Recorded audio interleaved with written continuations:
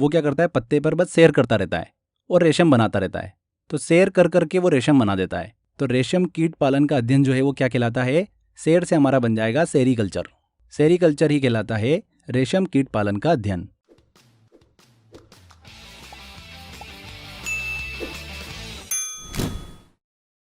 Hello friends, welcome to crazy GK trick. दोस्तों, आज के इस वीडियो में जनरल साइंस के अंतर्गत बायोलॉजी का एक काफ़ी इंपॉर्टेंट टॉपिक हम स्टडी करने वाले हैं, जहां से एग्जाम के अंदर बिल्कुल भर भर के क्वेश्चन जो है वो पूछे जाते हैं। तो वीडियो काफ़ी इंपॉर्टेंट है। इस टॉपिक से आपको एग्जाम के अंदर एक क्वेश्चन ज़रूर देखने को मिलेगा, तो वीडियो को आप एंड तक ज़रूर देखिएगा। फ्रेंड्स, बायोलॉजी के अंदर जनरली हम दो ब्रांचेस की अच्छे से स्टडी करते हैं, एक है बॉटनी और एक है जूलॉजी। बॉटनी के अंतर्गत हम प्लांट की स्टडी करते हैं, वहीं जूलॉजी के अंतर्गत हम एनिमल्स की स्टडी करते हैं, जिसे जंतु विज्ञान के नाम से भी जाना जाता है, और बॉटनी वनस्पति विज्ञान के नाम से जाना जाता है।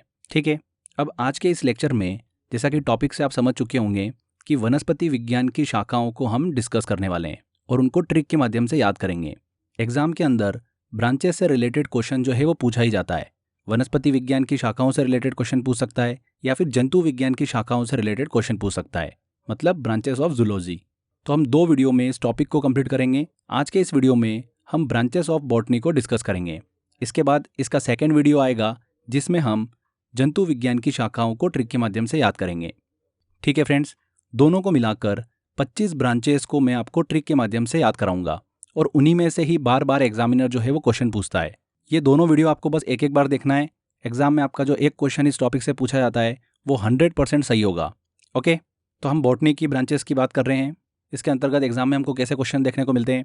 ऐसा पूछ लेता है कि कवकों के अध्ययन को क्या कहा जाता है, या फिर फलों के अध्ययन को क्या बोला जाता है, शेवालों मतलब एल्गी के अध्ययन को क्या बोला जाता है, मिट्टी के अध्ययन को क्या कहा जाता है, या फिर एग्रोस्टोलॉजी में किसका अध्ययन किया जाता है। तो ऐसे क्वेश्चन एग्जाम में आपको देखने को मिलते हैं, और एसएससी वाले का तो ये बिल्कुल एकदम फेवरेट टॉपिक है। तो चलिए सारी चीज़ों को हम ट्रिक के माध्यम से याद करते हैं। बिल्कुल रिलैक्स होकर आप बैठ जाइए, बस इस लेक्चर को एंजॉय करिए। देखिए, बॉटनी की हम बात कर रहे हैं, तो सबसे पहले हमको ये पता होना चाहिए कि भैया बॉटनी मतलब वनस्पति विज्ञान के फादर के रूप में किसे जाना जाता है। तो फ्रेंड्स, थियोफ्रेस्टस को वनस्पति विज्ञान, जिसके अंतर्गत हम पेड़ पौधों का अध्ययन करते हैं, उसके पितामह मतलब जनक के रूप में जाना जाता है। किसे? थियोफ्रेस्टस को। थियोफ्रेस्टस एक प्रकृति प्रेमी और दार्शनिक थे। इनका जन्म 372 ईसा पूर्व एरेसस में हुआ था। अब इनका नाम अगर आप कभी भूल जाओ एग्जाम में और आपको सही आंसर तक पहुंचना हो, तो उसकी मैं एक ट्रिक बता देता हूं आपको। देखिए, ये एक आपको यहाँ पर फोटो दिख रहा है, ये क्या है? कैक्टस है। कैक्टस क्या है? एक प्रकार का पौधा है। तो कैक्टस में फ्रेंड्स आखिरी का वर्ड देखो, क्या दिख रहा है हमको? साउंड कैसा आ रहा है? कैक्टस, टस। बस ये टस वाला साउंड जो है ना, ये आप ऑप्शन में ढूंढ लेना। जिस भी 4 ऑप्शन में से आपको ये वाला साउंड मिल जाए, वही हमारा सही आंसर हो जाएगा। तो यहाँ पर थियोफ्रेस्टस, आखिरी में हमको ये वाला साउंड मिल रहा है कैक्टस वाला, तो बस यही आंसर हमारा सही हो जाएगा। कभी आप भूल जाओ तो इस तरीके से आप सही आंसर अपना टिक कर लेना। आगे बढ़ते हैं, अब बात करते हैं एक एक करके सारी ब्रांचेस की। सबसे पहले हम बात करते हैं कवकों के अध्ययन को क्या कहा जाता है। कवक मतलब फंगस। कवक फंगस आपने देखा होगा किस तरीके से दिखता है, पहले मैं आपको दिखा देता हूँ। ये इस तरीके से कवक जो होता है वो हमको दिखाई देता है। अब इसका शेप आपको कैसा दिख रहा है? हमने माइक देखा होगा, माइक देखा है? माइक से देखिए लगभग पूरा सिमिलर हमको इसका शेप दिखाई देता है। तो जब भी आपका कवक फंगस वर्ड जो आएगा, उसकी इमेज आपके दिमाग में आएगी, जो कि कैसे दिखती है हमको? माइक के जैसे दिखती है। और कवकों के अध्ययन को ही क्या कहा जाता है? माइकोलॉजी कहा जाता है। कितनी आसानी से याद हो गया ये आपको? कितनी बार एग्जाम के अंदर ये क्वेश्चन जो है वो पूछा जा चुका है।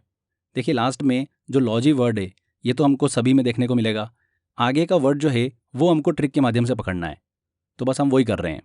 यहाँ पर माइकोलॉजी कवक के अध्ययन को कहा जाता है। आगे बढ़ते हैं, अगला लेते हैं, मिट्टी के अध्ययन को क्या कहा जाता है। तो ठीक है भैया, मिट्टी का अध्ययन करना था, तो हमारे सामने एक चीज़ पड़ी हुई थी। अब हमको देखना था कि ये मिट्टी है कि नहीं है। तो इसको पता करने के लिए हमने इसमें एक्सपेरिमेंट किया। क्या किया? अगर मिट्टी होती तो कोई भी पेड़ पौधे को ये बड़ा कर देती। तो हमने इसके अंदर क्या करा, एक पेड़ लगा दिया और कुछ दिनों तक वेट किया। वेट करने के बाद हमको रिजल्ट मिला कि जो हमने पेड़ लगाया था वो फल फूलने लगा, वो बड़ा होने लगा। तो पेड़ लगाकर हमने मिट्टी का अध्ययन किया कि वो मिट्टी है कि नहीं है। तो पेड़ से बन जाएगा फ्रेंड्स हमारा पेडोलॉजी। तो मिट्टी के अध्ययन को ही क्या कहा जाता है? पेडोलॉजी कहा जाता है। हो गया आपको याद? ये लास्ट में हम लेटेस्ट एग्जाम में पूछे गए क्वेश्चंस भी लगाएंगे, वो बड़ी आसानी से आप क्वेश्चन जो है वो सॉल्व कर लोगे। इसके बाद हम बात करते हैं रेशम कीट पालन का अध्ययन जो है वो क्या कहलाता है। तो रेशम कीट पालन का अध्ययन के बारे में हमको पता करना था। अब देखिए, रेशम का जो कीट होता है इसके बारे में मैं आपको थोड़ा सा बता देता हूँ। ये कीट जो होता है ना, ये बहुत छोटा होता है, पत्तों पे जन्म लेता है और 3-4 दिन की इसकी लाइफ होती है। तो ये कि रेशम का कीट है, अंडे में से इसका जन्म हुआ, अंडे में से निकलकर पत्ते पर ये क्या करता है, सैर करने लगा, घूमता रहता है। इसके मुंह से एक प्रोटीन निकलता है जो कि हवा के कांटेक्ट में आ जाता है और वो सूख जाता है। उसी से जो है वो रेशम को प्राप्त किया जाता है। तो रेशम के कीट की लाइफ आपको समझ में आ गई। अंडे में से निकलता है, पत्ते के ऊपर सैर करता रहता है और 3-4 दिन के अंदर मर जाता है। क्लियर। तो रेशम का कीट के बारे में जब भी हम बात करेंगे तो आपके दिमाग में क्या आ रहा है कि उस कीट का जन्म होता है, वो क्या करता है, पत्ते पर बस सैर करता रहता है और रेशम बनाता रहता है। तो सैर कर करके वो रेशम बना देता है। तो रेशम कीट पालन का अध्ययन जो है वो क्या कहलाता है, सैर से हमारा बन जाएगा सेरीकल्चर। सेरीकल्चर ही कहलाता है रेशम कीट पालन का अध्ययन। कितने आसानी से याद हो गया हमको। आगे बढ़ते हैं, अगली शाखा देखते हैं जो कि है घासों के अध्ययन को क्या कहा जाता है। बहुत ही इंपॉर्टेंट है, बहुत बार एग्जाम में क्वेश्चन पूछा हुआ है यहाँ से। तो फ्रेंड्स, ग्रास की स्टडी करना थी तो हमने क्या करा, एक ग्रास ले ली। एक ग्रास को लेकर हमने उसके बारे में अध्ययन किया कि ये ग्रास है कि नहीं है। तो यहाँ पर एक ग्रास को लेकर हमने स्टडी करी तो क्या बन गया, एक ग्रोस्टोलॉजी। देखिए, ग्रास वर्ड जो है ये आपको इसकी स्टडी के नाम में मिल जाएगा, एक ग्रोस्टोलॉजी। ए से हमारा बन जाएगा एक, ग्रोस्टोलॉजी में ग्रास वर्ड जो है ये हमको देखने को मिल रहा है। तो आप सीधे सीधे आंसर तक पहुंच सकते हो कि एक ग्रोस्टोलॉजी में घास का अध्ययन किया जाता है। एक ग्रास को लेकर हमने स्टडी करी थी, तो एक ग्रोस्टोलॉजी जिसके अंदर घासों का अध्ययन किया जाता है। आई होप आपको याद हो गया होगा। फ्रेंड्स, आगे बढ़ने से पहले आप सभी के लिए एक छोटी सी अपडेट है। जनरल साइंस का रिकॉर्डेड बैच जो है वो मैंने आपके लिए प्लान किया है। बहुत सारे स्टूडेंट्स के फ़ोन आ रहे थे कि सर जनरल साइंस का आप बैच लेके आइए, तो मैंने आप सभी के लिए एक रिकॉर्डेड बैच जो है वो प्लान किया है। इस बैच के अंदर फ्रेंड्स बायो, फिजिक्स और केमिस्ट्री के वो सभी टॉपिक्स मैं आपको कवर कराऊंगा जिनसे एग्ज़ाम के अंदर क्वेश्चन जो है वो पूछे जाते हैं। ये कोर्स जो है फ्रेंड्स कब तक हमारा कंप्लीट हो जाएगा, तो 31 मई 2024 तक ये कोर्स जो है वो रेडी हो जाएगा। हर वीक वाइज इस कोर्स के अंदर लेक्चर्स जो है वो टाइमली ऐड होते रहेंगे और 31 मई 2024 तक सभी टॉपिक्स जो है हमारे कंप्लीट हो जाएंगे। इस साइंस के कोर्स में आपको रिकॉर्डेड वीडियोस मिलेंगे, इसके साथ साथ क्लास नोट्स दिए जाएंगे and topic wise mock test भी आपको प्रोवाइड किए जाएंगे। इसके अलावा मैंने आपके लिए 1000 मोस्ट इंपॉर्टेंट क्वेश्चन भी प्लान करे हैं जो कि आपको एग्जाम से पहले लगाने हैं, तो वो भी आपको इसके अंदर कोर्स के अंदर मिल जाएंगे।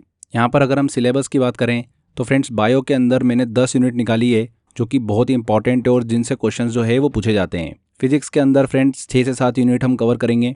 ऐसे ही केमिस्ट्री के अंदर हम लगभग 7 से 8 यूनिट जो है वो कंप्लीट करने वाले हैं। कुल मिलाकर 24-25 यूनिट है हमारी यहाँ पर जो कि हम साइंस के अंदर कंप्लीट करेंगे। यहाँ पर फ्रेंड्स आप ये कोर्स को एनरोल कर सकते हैं। प्री रजिस्ट्रेशन ऑफर आप सभी के लिए है, 299 में इस कोर्स को आप एनरोल कर सकते हैं, इस कोर्स को आप ले सकते हैं।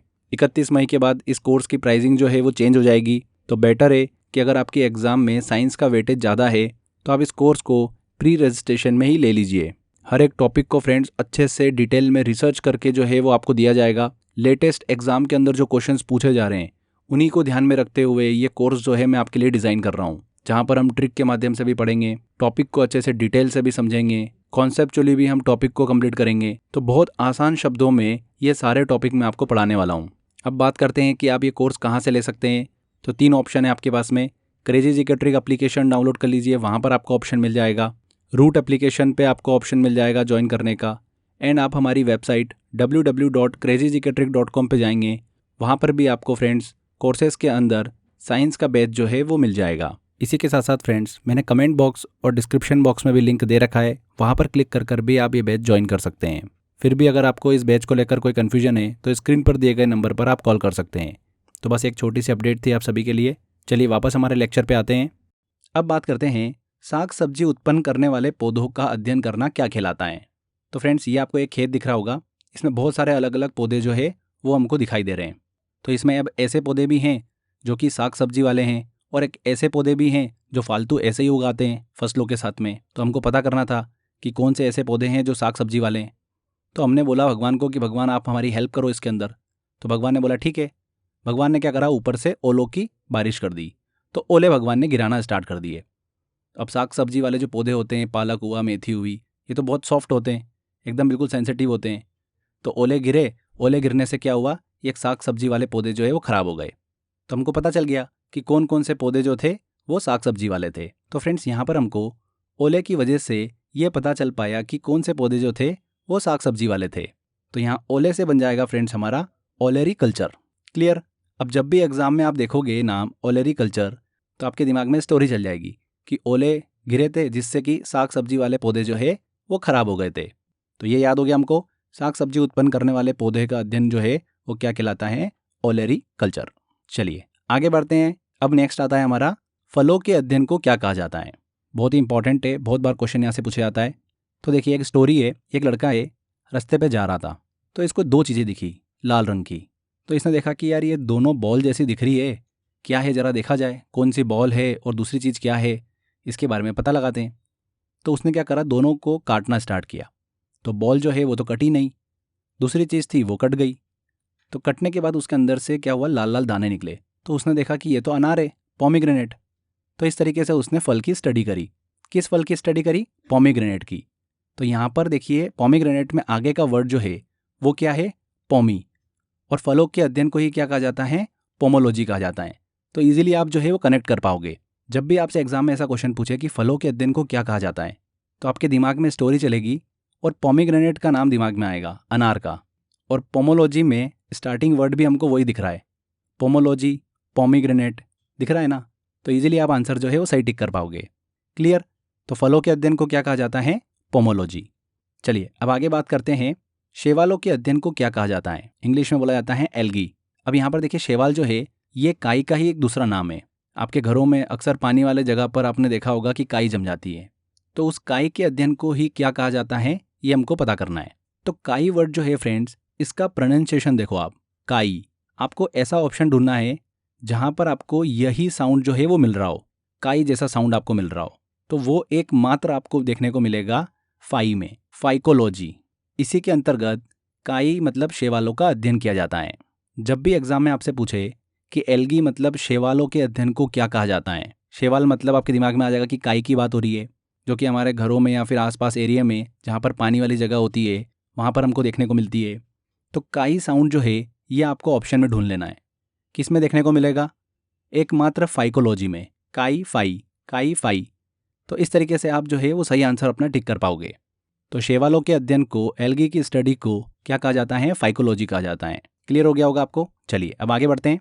नेक्स्ट आता है हमारा कोशिका के अध्ययन को क्या कहा जाता है, सेल की स्टडी को क्या कहा जाता है। बहुत ही इंपॉर्टेंट है। तो फ्रेंड्स कोशिकाएं जो होती है ये अलग अलग साइज़ की होती हैं और बहुत ही छोटी होती हैं। डायरेक्टली हम आंखों से तो देख ही नहीं सकते सेल को।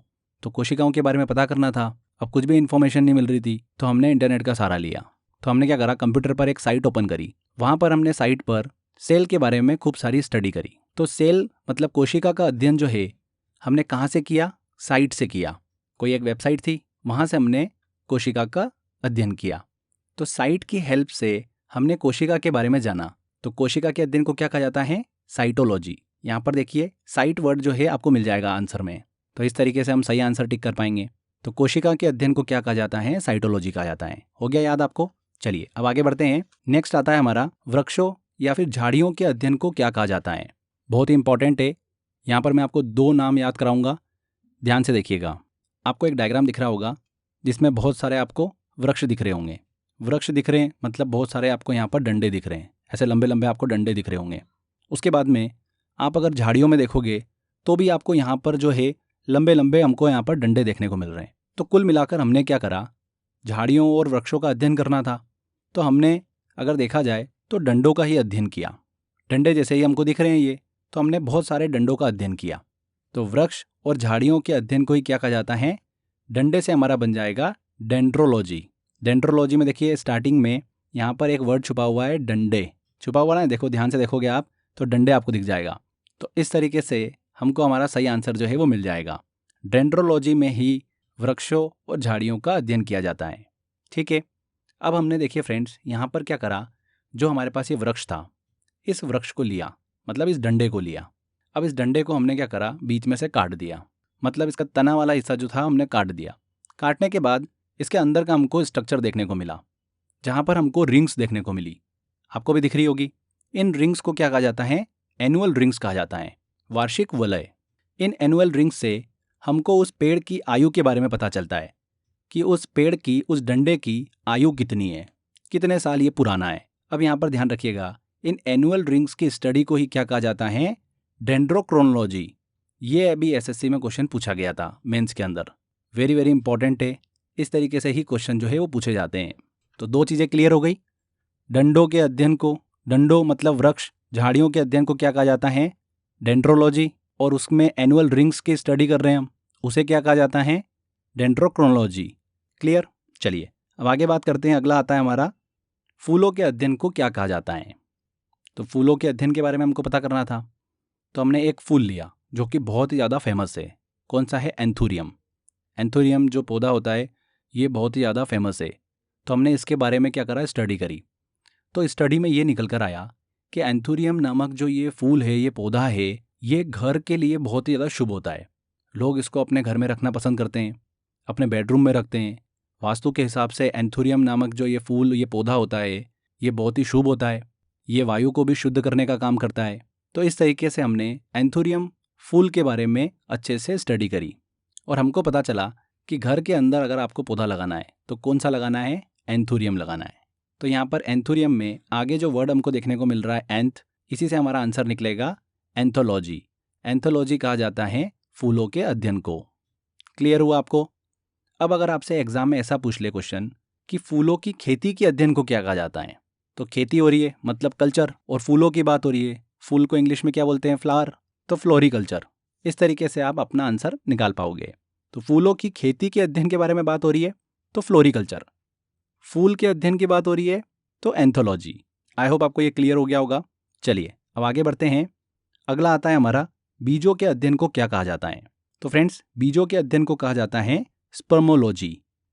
अब देखिए स्पर्मोलॉजी में अब आगे का आप एक वर्ड पकड़ोगे, स्पर्म। स्पर्म जो है ये क्या है, एक प्रकार का बीज है। भाई मनुष्य का जो बीज है वो स्पर्म है, उसी से मनुष्य का जन्म हुआ है। तो स्पर्मोलॉजी में ही बीज वर्ड जो है वो छुपा हुआ है। तो इस तरीके से हम निकाल सकते हैं कि बीजों के अध्ययन को क्या कहा जाता है, स्पर्मोलॉजी कहा जाता है। चलिए आगे बढ़ते हैं। एक और नाम आता है हमारा हॉर्टिकल्चर, जिसके बारे में काफ़ी ज़्यादा बच्चों को पता भी होगा। हॉर्टिकल्चर के अंदर बागवानी कृषि का अध्ययन किया जाता है। बागवानी कृषि आती है।